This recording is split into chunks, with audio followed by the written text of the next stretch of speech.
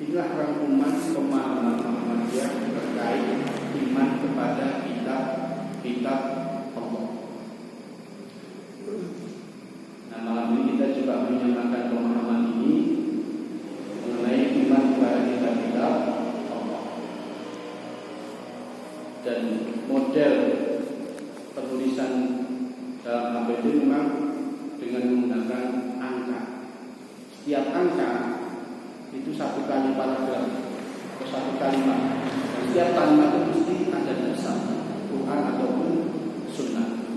Nah, dalam APD kalau kita nggak biasa baca itu isinya matang, jujur baru dalil. Kemudian buka lembar pertama, kok dalilnya halaman 60, buka bulan dalil. Nah, itu yang dibuat oleh model lama konsep dalam kitab APD yang sekarang sudah diperbarui, matang langsung dalilnya sehingga lembaga langsung runtuh. Nah, ini kan buku yang model matangnya tidak dalil berubah, maka halaman baru nomor piro nomor iki tadi. Nah, ini sebenarnya dari buku aslinya ini saya coba runtutnya biar mudah untuk dibaca. Coba kita satu persatu. Dari nomor 30 juga. Kalimat yajibu alaina an nu'mina bi anna Allah azza wa jalla anzala kutuban ala rasulihi li islahil bashari fi dinihim wa dunyahum. Artinya sudah ada. Kita wajib beriman atau percaya kepada Allah yang telah menurunkan beberapa kitab kepada rasul-rasulnya untuk memperbaiki manusia tentang urusan dunia dan agama mereka. Bapak sekalian, ada kalimat yang perlu kita garis bawahi. Yajibu alaina an nu'mina.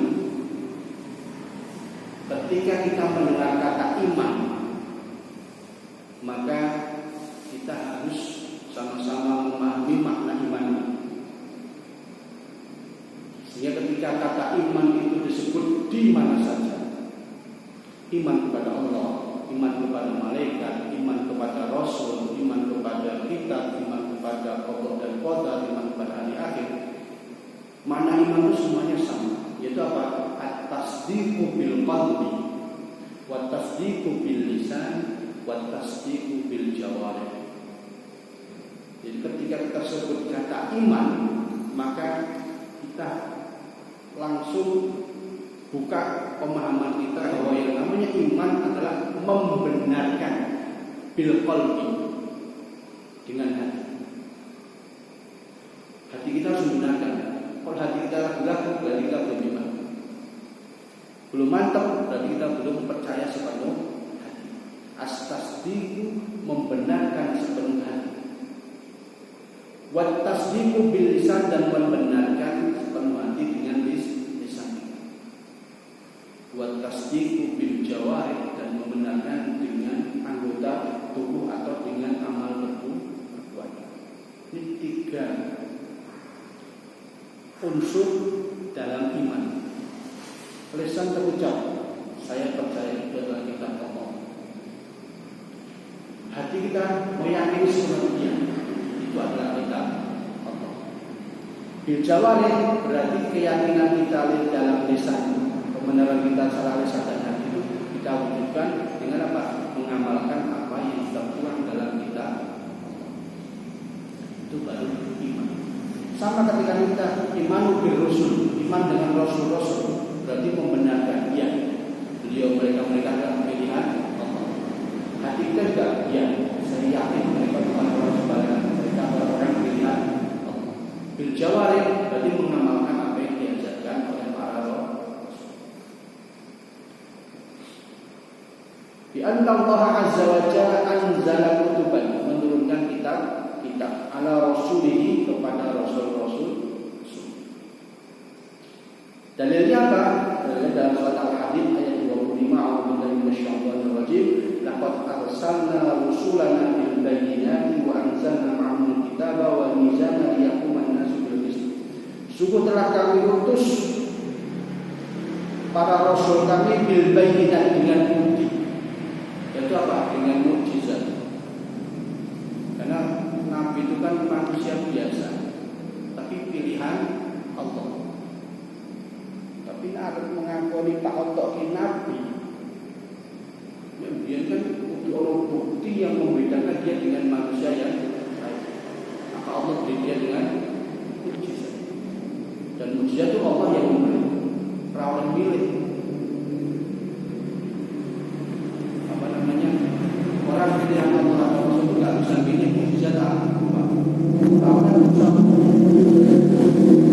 protes manusia. Ya Allah, kecuali kami tongkat yang lain apa? Tidak bisa. Karena itu tidak prerogatif Allah. Maka baiknya kita dengan membawa mujizat. Oh iya, kita biar mantap bagi adalah utusan Allah. Wa anzalna ma'ahum kitab. Kami juga bawakan mereka di kitab. Karena kalau ngomong tok jadi buktinya apa? Ini kitab. Maka setiap nabi dan rasul itu diberi kitab. Kemudian kitab itu juga kemudian semua itu dikasih kitab. Hanya beberapa nabi pilihan yang diberikan di kitab. Dan nanti siapa saja nanti disebutkan di matan berikutnya. Lalu apa tujuannya Allah berikan kitab itu kepada nabi dan rasul? Di sini maknanya memahami bahwa turunnya kitab itu li islahil basyari fi dinihim wa dunya. Adalah dalam rangka untuk memperbaiki islah al-basyar manusia dalam diri agama mereka wa dunyahum dan dunia mereka. Jadi memperbaiki kehidupan dunia dan akhirat. Jadi itulah urgensi turunannya kitab. Maka dengan turunnya kitab itulah Allah Subhanahu wa taala kemudian juga menjelaskan dan juga memberikan pemahaman kepada umatnya bahwa ketika dia sudah diberi kitab ini agar mereka punya orientasi hidup yang jelas, tujuan hidup yang jelas. Maka Allah Subhanahu wa taala memberikan gambaran kepada kita bahwa ketika kitab Al-Quran ini sudah diturunkan saja ada manusia yang orientasinya itu belum tepat.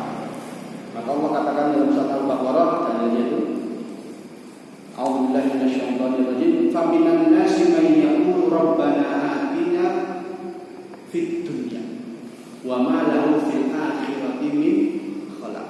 Jadi ada manusia yang memang tujuannya ya dunia. Rabbana atina fid dunya, ya Allah berikanlah kebaikan, berikanlah harta, berikanlah macam-macam fid dunya, untuk dunia. Tapi yang kata Allah wa ma lahu fil akhirati min khalaq, tapi mereka tidak akan mendapatkan bagian mereka di akhirat. Kalau kita mau sujud doa ini Rabbana atina fid dunya. Tok. Sujud. Ini untuk dunia tok. Wa ma lahu fil akhirati min khalaq. Tapi Allah sudah tegaskan, peta dunia ning akhirat tidak mendapat bagian apa. Kan contohnya banyak. Wong ora beragama wae sugih. Banyak kan contohnya. Mereka dapat dunia, tapi walau fil akhirati min khalaq. Mereka tidak ada bagian apapun yang akan mereka dapat di akhirat. Dan Allah juga jelaskan orientasi yang paling benar dan paling tepat yang kemudian teratur dalam doa yang sering disahkan doa sabu jagat. Minhum may yaqulu rabbana atina fid dunya wa fil akhirati min khalaq wa minhum may yaqulu rabbana atina fid dunya hasanah wa fil akhirati hasanah wa qina adzabannar. Ulaika lahum nasibun mimma kasabu. Namun di antara mereka yang juga berdoa Rabbana atina fid dunya hasanah, ya Allah berikan kami dunia yang bagaimana hasanah, kebaikan hidup di dunia. Jangan pernah membatasi yang namanya hasanah itu materi.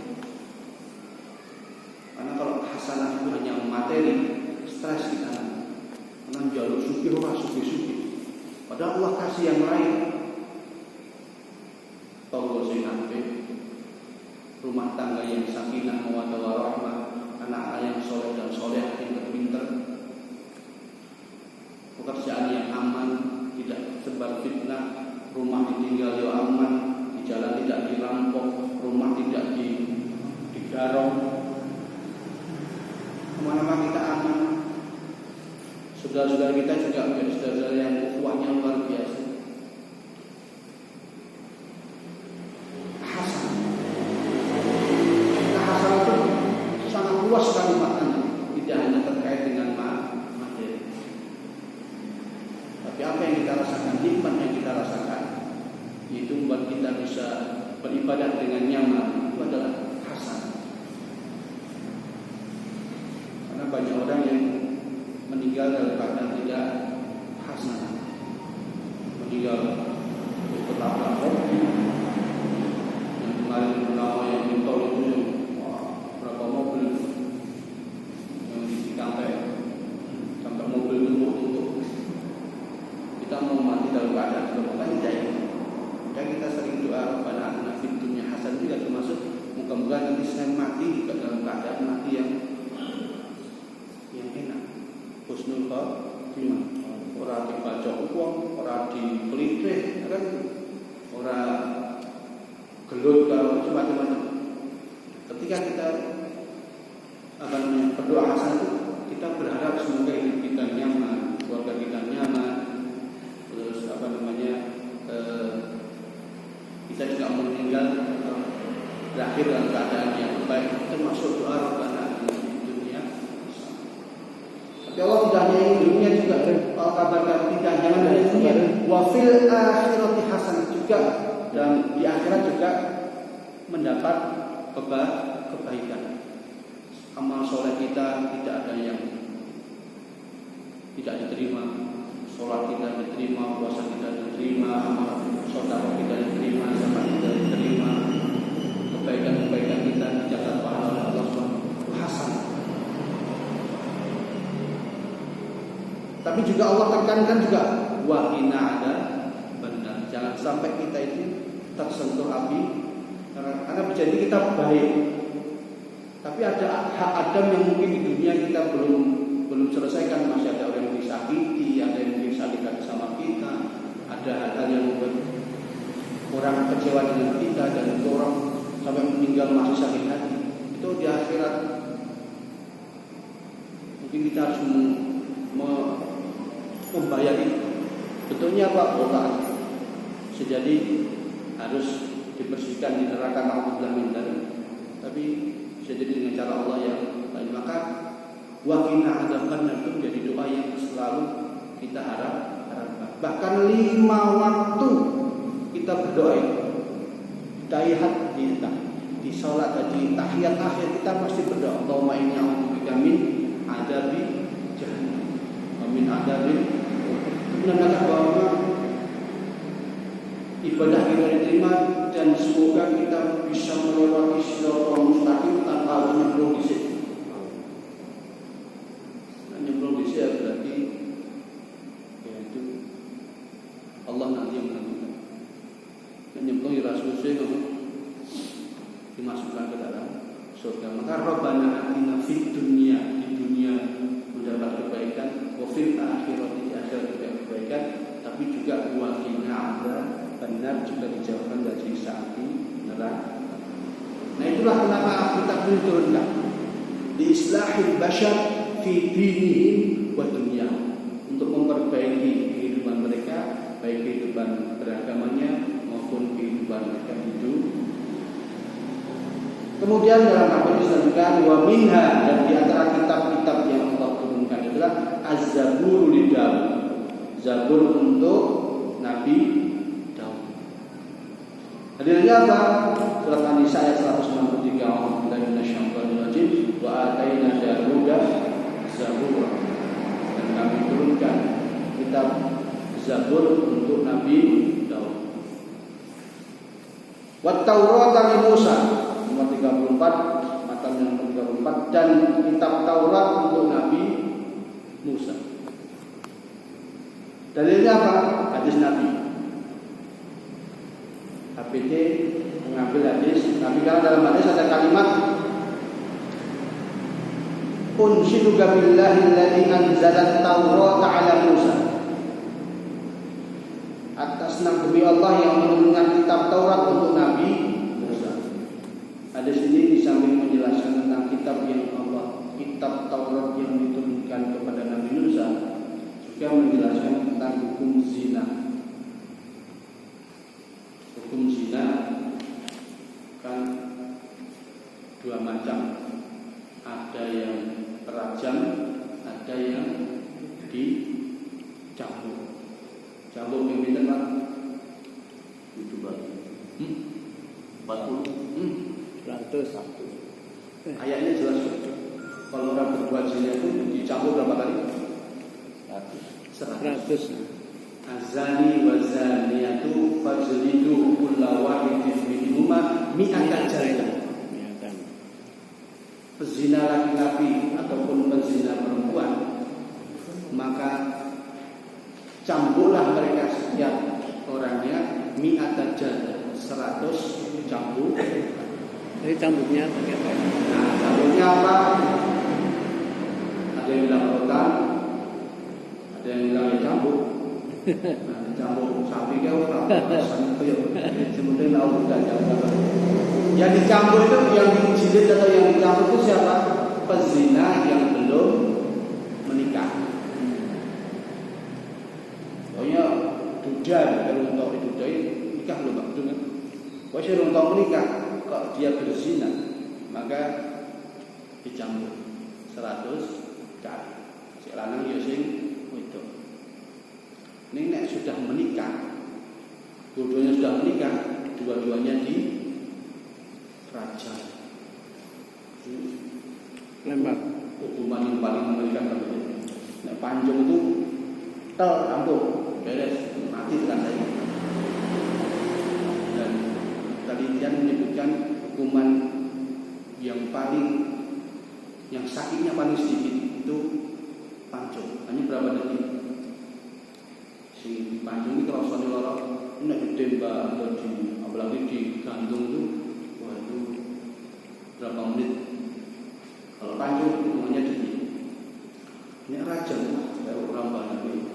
Rajam itu kan dipendem segini, tinggal kepalanya aja, buat dan tidak boleh bantunya pakai batu besar, benar sama lama mata tidak boleh melempar pakai batu yang standar, sekolah. Berikut sebentar. Berikut itu untuk lempar jumroh, itu berikut. Kalau untuk melempar itu batu yang standar, tidak boleh batu besar. Jadi sampai meninggal. Saya nggak tahu kabar benar tidak yang pernah terajam itu mantan komandan jet Ja'far Al-Talib. Ja'far Al-Talib itu pernah merajam anggotanya yang mengaku telah berzina. Dirajam itu orang anggota itu kuat.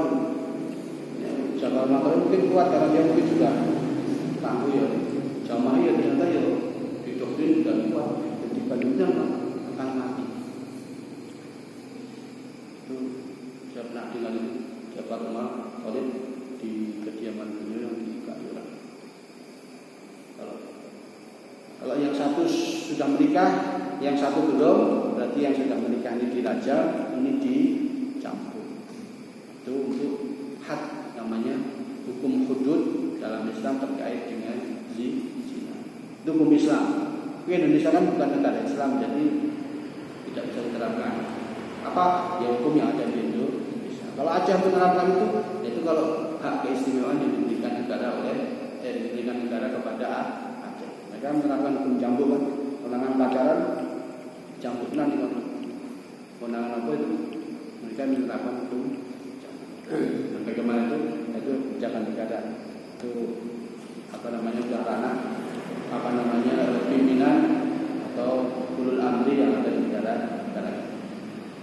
Lanjut, yang ketiga adalah yang nomor 35 wal injilu li Isa, dan kitab Injil untuk Nabi Isa. Dalilnya apa? Al-Maidah ayat 46. A'udzubillahi minasyaitonir rajim. وقفينا على آثاره بعيسى ابن مريم مصدقا لما بين يديه من التوراة وآتيناه الإنجيل, dan kami berikan kepada Isa yaitu Injil fihi hudan wa nur, yang di dalamnya berisi tentang petunjuk dan cahaya. Jelas disebutkan kata Injil, Taurat dan Zabur untuk para nabi. Dan terakhir wal Qur'anu li Muhammad, dan Quran diberikan kepada Nabi Muhammad. Kemana kitab-kitab yang lain? Para ulama tafsir menjelaskan bahwa kitab-kitab yang Zabur, Taurat dan Injil itu yang asli sudah musnah, sudah tidak ada lagi. Nusikha bil Quran, dimansuh, dihapus dengan munculnya Al-Quran. Nah, kitab Zabur, Taurat sudah tidak berlaku lagi. Injil yang ada itu Injil yang sudah penuh modifikasi. Injil yang asli, Taurat yang asli, Zabur yang asli itu sudah dihapus, dan hanya Quran yang kemudian dijadikan sebagai kitab terakhir, itu menjadi kitab yang abadi sampai hari kiamat. Makanya diberikan kepada nabi terakhir. Maka dikatakan di sini wal Qur'anu li Muhammad, dan Quran itu diturunkan kepada Muhammad. Siapa itu? Khatamin nabiyyin alaihi wassalatu wassalam, yaitu penutup seluruh para nabi dan rasul yang diutus Allah Subhanahu wa taala. Maka ayat ini juga yang termaktub dalam surat Al-Ahzab ayat 40, A'udzubillahi minasyaitonir rajim, maka Muhammadun aba ahadin min rijalikum walakin Rasulullah wa khataman nabiyyin. Bukanlah atau tidaklah Muhammad itu menjadi ayah dari salah seorang di antara kalian, salah satu umat putra-putra Nabi itu meninggal yang mungkin biar tidak biar tidak rebutan keturunan, biar tidak rebutan keturunan. Yang hidup kan putri-putri beliau sampai yang terakhir Fatimah yang dinikahi oleh Ali bin Abi Thalib. Itu aja masya Allah, nggak pikirkan saja, akhirnya muncul keturunan menjadi hampir ya. Hampir itu saya nggak masalah, ini sampai terus ya. Tapi memang orang Arab tuh jenengi nasab itu mau diurut, nggak bikin pohon nasab sama mereka tuh tekan nanti. Saya pernah menemani tamu itu, dia nasabnya sampai Umar bin Khattab Bojo. Belum piye aku, saya percaya, saya ya aja, tapi antara percaya dan tidak. Tapi dia tunjukkan bukunya, ini urutannya, wujud tekanan bin Khattab. Mungkin piye, tapi mungkin mereka orang-orang itu kan sangat mengagungkan nasab dan sangat menjaga nasab. Maka nama mereka itu kan minimal 3. Maka mau membuat kaji mesti dikai telu minimal, nggak boleh nama Otok, nggak boleh. Otok siapa gitu? Harus minimal 3, karena mereka itu mesti nama dia, nama bapaknya, dan nama simbahnya. Peran 4 sampai 5. Nama dia, bapak, simbah, buyut, bukan itu apa? Antum. Itu yang dan mereka itu hafal, dan mereka itu wajib hafal. Keturunan itu sudah menjadi adat mereka ini. Nah, ini Allah tegaskan maka Muhammadun aban ahadin min rijalikum. Muhammad itu tidak menjadi ayah dari laki-laki di antara kalian, walakin Rasulullah, tapi Rasul Allah, wa khataman nabiyyin, dan penutup para nabi. Dan ayat ini juga itu menjadi dasar bahwa tidak ada